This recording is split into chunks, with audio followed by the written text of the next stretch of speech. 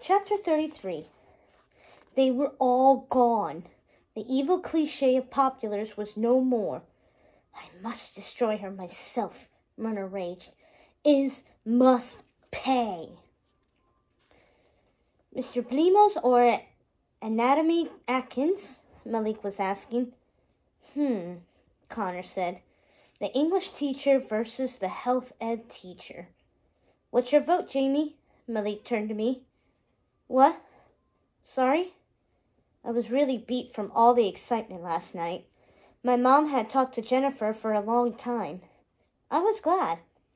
I have to admit, she's great at helping people figure things out. And then after we all went home, it was my turn to talk to my mom and my dad. What the heck? I poured out all of the stuff going on with me. I told them about Harmony and Gabriella. I even spilled about Marco, not the kissing part. Mom just patted my hair and listened. Well, she also told me she would deal with my date with the Fonz later, and I was not about to get off from lying scot-free. Then I told them I haven't been writing, how I hadn't written practically anything except lame homework assignments and my autograph since this all started. The whole sequel thing, I told them. The essays, short stories everyone wants me to write, even writing for school. It's all stressing me out. I know people want to see something as good as Is. I love Is. But I don't know if I can write anything even a little Is-ish. My mom put her arms around me. Okay, and that's not all, I said. People want me to write all Is. But they also want me to be Is, and I'm not. That's when I started crying. My dad came over and hugged me, which made me cry even harder. Everyone looks at me, and I'm a huge disappointment, I said. I keep thinking about what this girl in Hollywood said, that my book was probably stupid, because girls like me think we're standing up for something, but really, the mean girls always win in the end anyway, so what does it matter? Jamie, you've seen for yourself that isn't true, my dad pointed out. You read your fan mail. All those girls telling you about how your book has really made a difference for them. Well, I wish it would work for me. I flicked at the air. Gee, I said sarcastically, that solved all my problems. My parents looked at me. They're not big fans of sarcasm. Jamie, let's start by taking action. We'll help you work on cutting down on all the writing and interview requests you don't want to do, my mom said. Remember, the attitude it took to write Is, you need to find that inside yourself again, Dad said. You need to work on your own flicks, added Mom. You guys sound like an after-school special, I grumbled. Just remember what's truly important, honey, Mom said. And what's truly important is that you gave me the opportunity to meet George Jackson and his trio. I thought of the whole chicken dance on the piano bar scene and gave her a look. Kidding, Mom said. Well, gee, I guess it's all been worthwhile, I said. But I was smiling a little now. And just think about what you did for Jennifer tonight, Dad said. Yeah, I had to give myself some credit on that one. And Allie. Oh, yeah. What was up with Allie and all the computer stuff? I mean, Allie? My parents looked at each other. Allie is a computer genius, Dad announced. What? How come I don't know this? I asked. Because you are totally oblivious. Allie strolled into the room. Who do you think changed your password to bite me? She saw the look my parents gave her. Okay, forget I said that. While we're at it, did you apologize to Jamie for the Amazon thing I caught you doing? My dad asked. Not yet. Okay, I was the one who wrote that bad review on Amazon.com about your book too, Allie said. Sorry.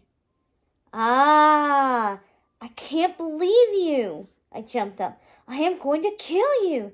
Uh-oh. Allie turned around to make an escape. Red sis, red sis, red sis. We looked at each other and we both started to laugh. I threw a crumpled napkin at her. Oh, the napkin reminded me. Hang on, I forgot to give you something, Allie, I said. I ran to my bedroom and opened my dresser drawer. I pulled out the napkin I'd saved from the Teen Yes Awards after party. To Allie, the future Mrs. Donovan, XOXOX, writer Donovan. So after all that, I was totally beat. Mom and Dad were all like, "It's late, time for bed." I reassured them I was feeling better and headed to my bedroom. I was feeling better, but I couldn't sleep. I felt bad about blowing Lindsay off. I sent her an email so at least she'd know I was thinking about her. I apologized to her for everything, because she was right. I did ignore her a lot. I told her she deserved a better friend, and I was going to start being one. I signed off and flopped on my bed, but I still couldn't sleep. I looked at my walls. Now would be a good time to take down Amber Tiffany and the other supermodels and actresses that stared at me. I mean, looking at them didn't make me as crazy as it did that day I wrote Is. But why surround myself with that, right? I yanked the posters down one by one. I took apart the collages. Then I pulled out a box from my closet. I took out the collage of pictures of me on a horse, me on vacation at the beach, me and Allie. I dusted off the award I won at summer camp and the Good Citizenship trophy. Well, maybe those could stay in the closet. But I took out my Beanie Babies and set up the pictures on my shelf where they'd been before. The purple unicorn with the sparkly horn got a special place, next to my notebooks marked algebra and history. My old journals. I hadn't journaled in forever. I had been under so much pressure to write stuff for everyone else. I hadn't written anything for me. It was journal time. I took the cap off a glitter gel pen. A couple of things have happened since I last journaled. I found out Allie is a computer genius. I kissed a guy. And I wrote a best-selling novel. Not exactly in that order. Chapter 34. I was going to be late to study hall, but I was on a mission. I needed to find Lindsay. I spotted her coming out of her math class. "Jamie," she said, "I'm so sorry I hung up on you." "Lindsay," I said, "stop apologizing. I'm the one who should say I'm sorry. You were totally right. I was going to call you back and tell you that, but we had a family crisis that went way late." "I'm just glad we're not fighting anymore," Lindsay said. "Are you okay? You look tired." "I am," I told her. Plus, I was sleeping off the 2 bowls of cookie dough ice cream I ate last night. I'm lucky I could squeeze into my jeans this morning. Then Lindsay said something that took me totally by surprise, even though it shouldn't have. "Look, Jamie, when you complain about being too fat, I feel like I must be a total embarrassment. You're so way skinnier than me." Ouch. She was right. Every time I whined about squeezing into a pair of jeans, Lindsay must feel awful. I started to apologize, but Lindsay was like, "Wait." She wasn't finished yet. "I know you really don't care about other people's weight. And then when you wrote Is, I really, really knew it. You made that one girl be the most sought-after cover girl in magazine history. Isabella was like, of course she would be a cover model. She's so beautiful, and oh, by the way, she's a plus size. So what?" But my father, all he sees is my fat. I know it. I try to feel good about myself, and then I see him looking at me like, "Ugh, that's why I was calling you last night. My dad told me it looked like I put on some more weight." My mom said the doctor said I was fine. I was in the healthy range. And my dad goes, healthy like a cow. Whoa. But you know what I did last night? When I couldn't talk to you, I read that part of Is again. And I started flicking. And it made me feel better. This is the way my father is. Maybe I can't change it. But it doesn't mean I have to listen to it. Or believe it. Lindsay, you know what? I said. I have to say this. I know it sounds total cliche, but you seriously are a beautiful person. I'm usually not so mushy like that, but I really meant it. I mean, Lindsay is the nicest person in the entire world. She is nice to everybody. And so what? She's not a size 2. She's not magazine perfect, but she's real. And just a really good person. I couldn't change her father's behavior either. I couldn't take back all the times I had complained about my own weight in front of her. But I could try to make things a little better now. I put on my very serious, I mean business face. I reached into my locker and got a neon green post-it notepad. Your assignment is to do Isabella's post-it note routine, like how she writes good things about herself and then sticks them all over her bedroom. You know, like the ones my mom sticks around the house, those affirmation things. So you do that too, on your mirrors, on your closet door, everywhere. Jamie, I can't do that, Lindsay said. I'm sorry, but Isabella is now turning into Is, I said. Then I told her in a gloom and doom voice, you cannot disobey Is. You know what happens to those who dare disobey. I grabbed a gel pen and started to write an affirmation thingy on the top post note. I have gorgeous eyes and a great smile. I am kind to other people and deserve to be treated well. I'm beautiful. I gave the pad to Lindsay. I could do tons more, but that's enough to get you started. Jamie. Lindsay was blushing, but she took the pad and the gel pen. Well, I think I might need to check your post-it progress. Maybe you should invite me over this weekend to check up on you. Friday night videos at your house? You're invited, Lindsay said. She turned to head to her next class, but stopped and looked back at me. I'll do that post-it thing if you do something too. Flick when Sawyer is driving you nuts, Lindsay said. And when your head is getting too big from all your success. Deal, I said sheepishly. Lindsay grinned and flicked with both hands. Chapter 35. I was sitting in study hall reading my email on my cell phone. The first one was from Jennifer Roth. Hi, Jamie. Thanks again for everything last night. I am so glad I didn't go to San Fran. When I told Chet I wasn't coming, he told me forget it. He would find someone older and more mature. He didn't really love me. I feel so stupid. I am not going to school today, but don't worry. Your mom told my mom some stuff, and my mom wants me to stay home with her and talk. So, question. Bye, Jen. Okay, yay! I read my next email. Teddy Bear. Dear Is, you kick butt.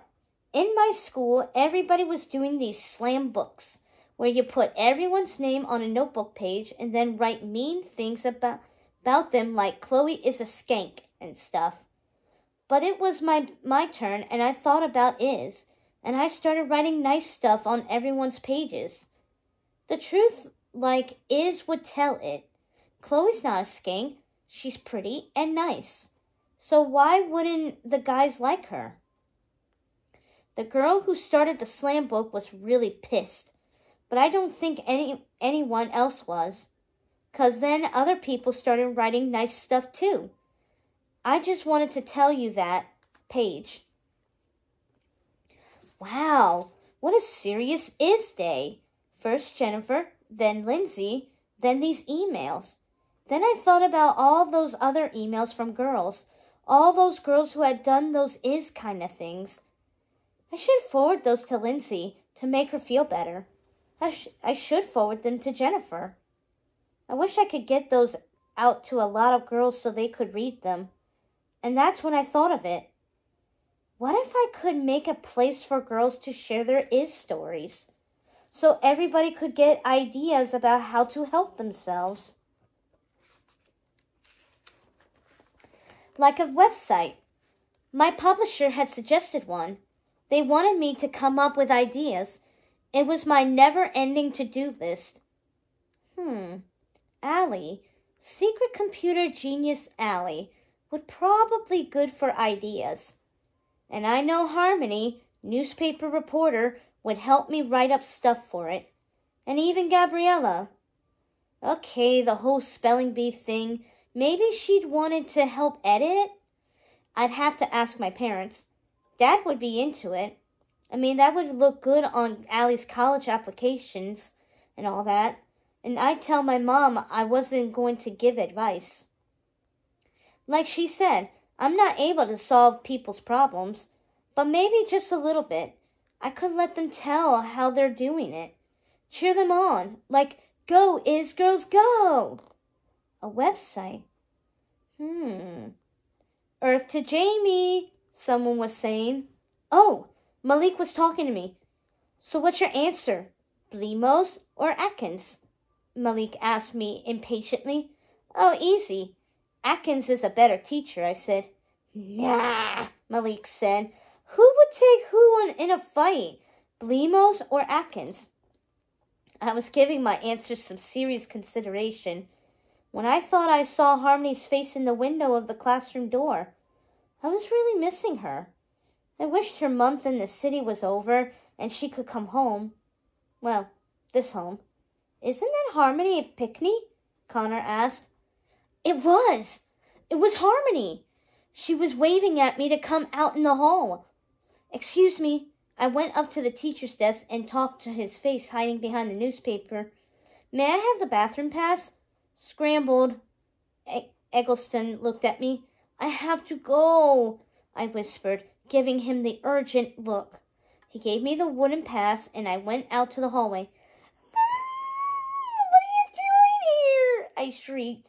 Me and Harmony were jumping up and down. Surprise, Harmony yelled. Yes, I'm here. I am so sorry about everything, I told her all in a rush. Did you get my email and the one to give to Gabriella? Yes, Harmony interrupted. It's all cool. Don't worry. And guess what? Guess who is going to be staying the school year at Whitaker High? Guess who isn't going to the shuttle back and forth every month? Take a guess. Yes, it's moi. My mom agreed to let me stay here when there's school. Me and Beryl and my dad talked her into it last night, and since she was working late, I just jumped on the train and ta-da! Here I am for good. Harmony was clearly excited, but I was confused. Harmony wanted to give up her beautiful room in her beautiful apartment on Central Park to come live come live in boring old suburbia? You want to leave New York City? Why? Oh, I'm not leaving the city, she said. I love the city. I'll be down there every school break and part of the summer. It's just, I'll be here the rest of the time, don't worry, she added, looking at my face. You can come with me, but Beryl told me that Camila is still having a hard time at school, and she sleeps with my picture at night to make her feel better. I need to be there for her. I mean, not like I can fix her alone or anything, but I know if I'm there, it can only help her. Beryl said I could stay upstate on one condition. I stopped skipping classes, Harmony added sheepishly. I guess she's been noticing. So now she and my dad are going to be checking with my teachers. Ugh. But hey, at least someone cares. But what about Raj? I asked suspiciously. And Gabriella? Won't you miss them too much? Beryl said they can come and visit any time, and I can head down some weekends. Hey, it's just a train ride away. And besides, I won't miss them as much as I miss not having you around. Even Gabriella? I couldn't help myself. Yes, Gabriella too, you dork, Harmony said. Gabriella's fun, but you're my best friend. You sure? Gabriella seems like the perfect friend. I still felt insecure about that girl. Harmony rolled her eyes. Oh, all right, you need to hear it again, Harmony said. You're my BFF.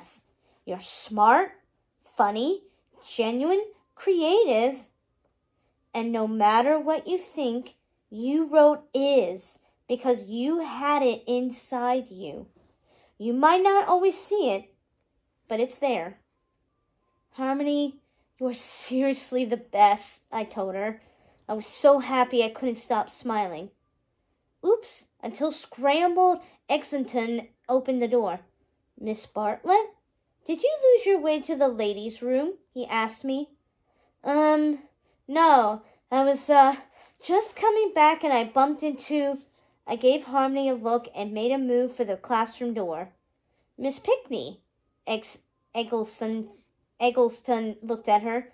I believe I received a memo that you will be joining our school on a more regular basis. And doesn't that mean you should be in a class right now? Yep, French. And I'm going... Really, Harmony said, walking away down the hall. Then she turned back and yelled, See you at lunch. I went back into study hall, grinning. Scrambled Exington versus Senora Goldstein, Malik was saying. Who would win?